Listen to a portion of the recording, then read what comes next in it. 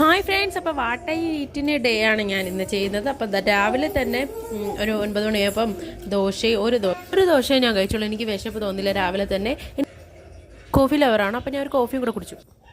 അത് കഴിഞ്ഞ് ഉച്ചയ്ക്ക് ഉണ്ടാകാനുള്ള സമയം 1 മണിയായപ്പോൾ ഇത് ചോറ്, മീൻ കറി, മീൻ പൊരിച്ചത്, സാമ്പാർ എല്ലാം വെച്ച് ഞാൻ ഒരു പിടി പിടിച്ചു.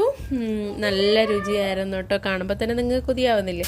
അത് കഴിഞ്ഞ് എൻ്റെ ഫേവറേറ്റ് കോംബോയാണ് പൊരിച്ച മീൻ, കറി വെച്ച മീൻ, എന്തെങ്കിലും ഒരു കറി, അത്രയും മതി ധാരാളം. പ്രത്യേകിച്ച് നത്തോലി എൻ്റെ ഫേവറേറ്റ് മീനാണേ. അപ്പം അത് ഞാൻ നല്ല ആസ്വദിച്ച് എൻജോയ് ചെയ്ത് കഴിച്ചു.